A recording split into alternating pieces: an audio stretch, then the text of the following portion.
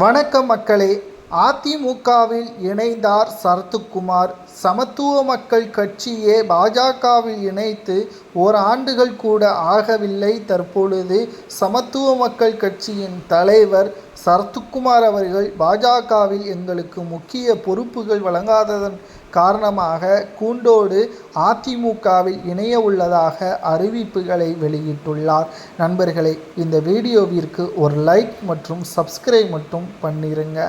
அதாவது சமத்துவ மக்கள் கட்சி 15 ஆண்டுகளுக்கு பிறகு தற்பொழுது மீண்டும் தொடங்கலாமா, அல்லது எடப்பாடி பழனிசாமி அவர்கள் திமுகவை எதிர்த்து தனியாக குரல்களை கொடுத்து வருகிறார். பாஜகவில் இருப்பதை விட எடப்பாடி பழனிசாமி அவர்களது கட்சியில் இணைவது எங்களுக்கு முழுவதும் சந்தோஷம் என்பதற்கேற்ப சரத்குமார் அவர்கள் பேசியுள்ளார்.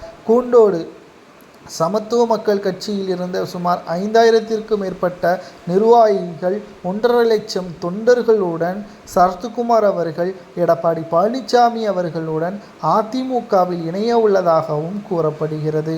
இதற்கு அவர் சொன்ன காரணம் என்ன தெரியுமா?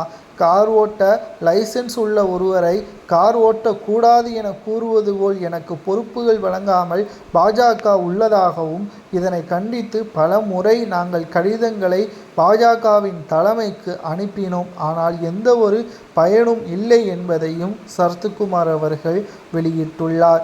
இனியும் எங்களால் பொறுத்திருக்க முடியாது. எங்களுக்கான அங்கீகாரம் இல்லாத இடத்தில் நாங்கள் ஒரு நொடி கூட இருக்க மாட்டோம் என்று கூறி தற்பொழுது பாஜகவில் இருந்து வெளியேறி அதிமுகவில் இணைய உள்ளதாக தகவல்கள் கிடைக்கப்பெற்றுள்ளது. சரத்குமார் அவர்கள் இதற்கு முன்னால் திமுகவில் இணைந்ததும் குறிப்பிடத்தக்கது. அதற்கு பிறகு சமத்துவ மக்கள் கட்சி என்பதை தொடங்கினார். மேலும் அதிமுகவுடன் பல கூட்டணிகளையும் வைத்திருந்தார். ஆனால் எதிர்பாராத ஒரு காரணத்தினால் பாஜகவில் சமத்துவ மக்கள் கட்சியை இணைத்து கொண்டார்.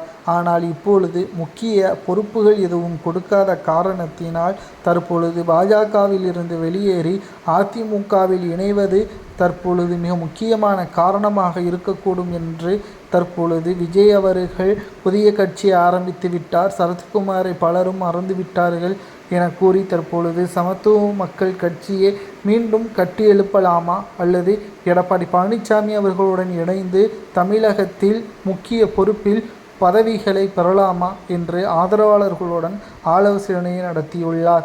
அதற்கு நிர்வாகிகள் புதிய கட்சியை தொடங்குவதை விட அதிமுகவில் இணைந்தால் மிகவும் சிறப்பாக இருக்கும் என்று கூறியுள்ளனர். இதை பற்றி உங்களது கருத்துக்களை கமெண்ட் வாயிலாக கூறுங்கள்.